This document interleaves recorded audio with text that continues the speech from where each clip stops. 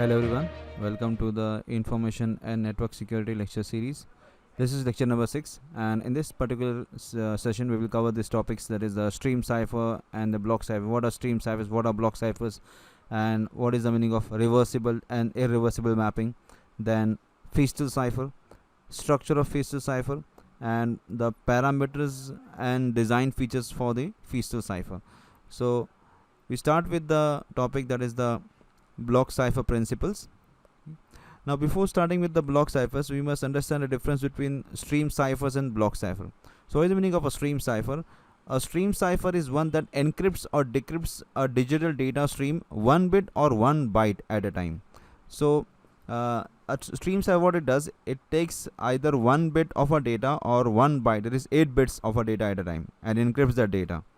So Varnam cipher is an example of, we can say, a stream cipher. So here you can see how the stream cipher works. So this is the bit stream generation algorithm. Okay, so here we apply the key. Okay, and with this key we get this key may be of any number of bits. So let us assume we have the first bit of the plain text. So here we have the first bit of the key, and we get the first bit of the cipher text.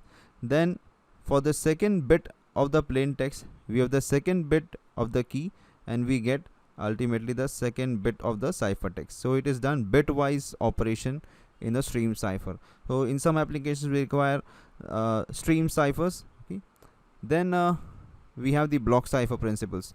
So block cipher is one that encrypts or decrypts a block of data, typically about 64-bit or 128-bit at a time. So a block cipher is the one which encrypts or decrypts a data block. So that data block may be either typically it may be either a 64-bit or 128-bit. So we have example as DES, data encryption standard, we will be studying in the coming sessions, and we have advanced encryption standard, that is AES. Now how it works, this is the principle. Okay, here we can see the diagram. So here we have the n bit data. This n bit can be either 64-bit or 128-bit. So this is the plain text. Okay, it is given to the encryption algorithm, and we have the key here. This is the key. Okay, and then correspondingly get the cipher text. Okay, so if the plain text is 64-bit, we get corresponding 64-bit cipher text. If the plain text is 128-bit, we get corresponding 128 cipher text. So because it works on entire data at a time, therefore it is called as a block cipher. Now next what we want to study is the Feastal Cipher structure. So before starting with the Feastal Cipher structure, we study some of the things which will be used in understanding the concept of Feastal Cipher. So we have something called as reversible mapping and irreversible mapping. So consider a block cipher. If we consider a block cipher which is operating on a plain text, okay, and suppose the plain text is of n bits, and correspondingly we get a cipher text which is also of n bits.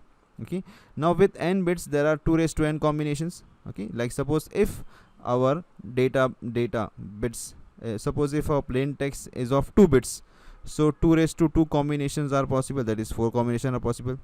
If we take the plain text as 3 bit, so 2 raised to 3 combination, that is 8 combinations are possible. If our data bits, if our plain text bits are of consider 4 bits, so we have 2 raised to 4, that's 16 combination. So if there are 16 combination of plain text, correspondingly we have 16 bits of cipher text. If we have 8 bits data, 8 combinations of data of the plain text, then there are again 8 combination of the cipher text. Let us see one example, like to understand the reversible mapping and irreversible mapping. So we can understand from this example. So what is the meaning of reversible mapping? So suppose let us first see the definition. If there is a unique mapping between the plain text and the cipher text, then the mapping is called as reversible mapping, or it is also called as non-singular mapping. Now consider this example. So in this particular example we have plain text which is of 2 bit. Now with 2 bit we can make 4 combinations. The 4 combinations are 0 0, of course, 0 1 1 0 and 1 1. So if the plain text is 0 0, the corresponding cipher text is 1 0. If plain text is 0 1, the corresponding cipher text is 1 1. If the plain text is 1 0, the corresponding cipher text is 0 0. If the plain text is 1 1, the corresponding cipher text is 0 1. Now here we have a unique mapping. Unique mapping means what? If the plain text is 0 0, the ciphertext has to be 1 0. If the plain text is 0 1, the ciphertext has to be 1 1, and if it is reversible. Okay, so if the ciphertext is 1 0, the corresponding plain text is 0 0. Okay, and if there's a 1 to 1 mapping, okay, 1 to 1 mapping, so this is called as the reversible or non-singular mapping. Okay, now what is the meaning of irreversible? So in irreversible, if more than one plain text maps to same ciphertext, then the mapping is called as irreversible mapping. Now again, if we consider the plain text to be of 2 bits, so with 2 bits we can make 4 combinations: 0 0, 0 1, 1 0, and 1 1.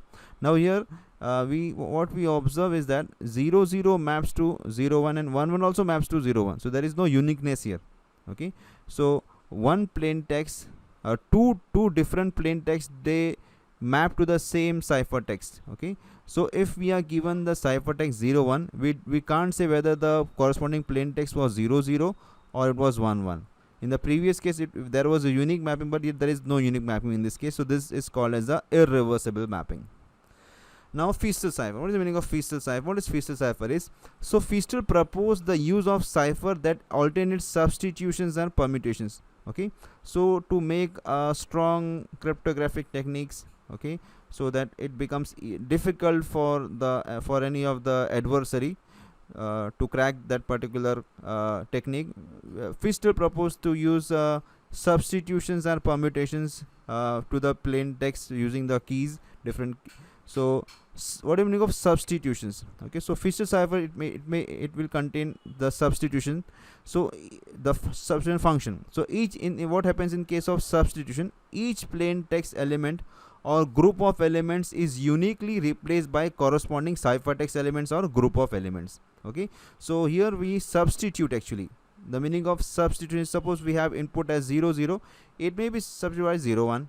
Okay, so here we are making some substitutions. Okay, maybe a unique substitution.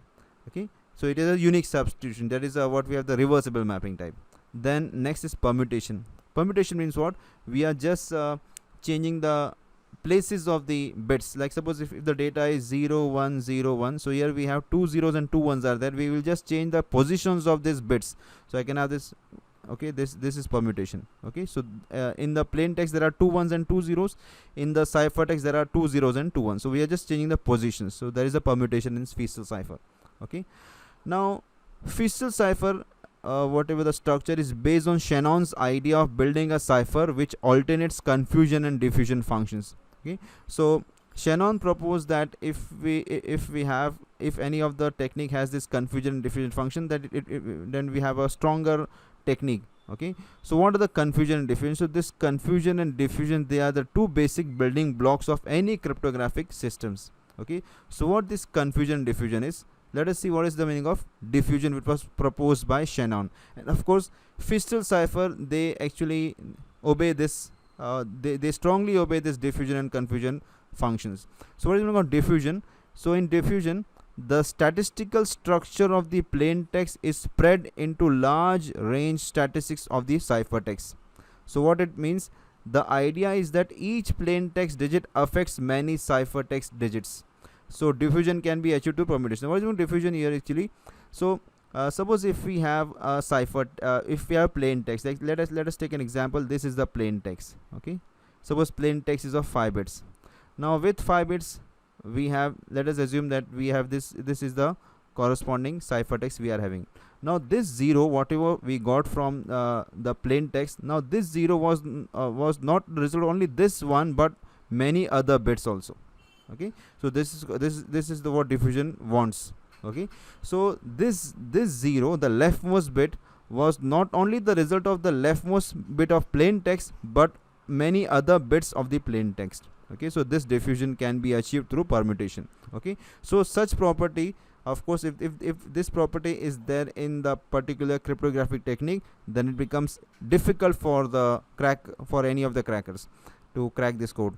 Then confusion. Now through confusion, the relationship between the statistics of the ciphertext and the value of the encryption keys, it is made as complex as possible. Okay, so generally the attacker will only have the ciphertext. Okay, an attacker will do whatever whatever way, whatever means to recover the key from the ciphertext. But with this confusion, this relationship becomes extremely complex. Okay, so confusion is achieved by use of complex substitutions algorithm. Okay, so to achieve this diffusion, we use permutation, and to achieve confusion, we do the substitution. A complex substitution is possible. So the mechanism of diffusion makes the one we studied in the last page, the mechanism of diffusion, it makes the statistical relationship between plain text and ciphertext enough complex so that it is impossible to deduce the key. Okay, this is the structure of Feastal cipher, which was proposed by Feastal. So a Feastal cipher may contain of n number of rounds. There may be many number of rounds. So what the idea is, here we have the plain text. So this is the plain text.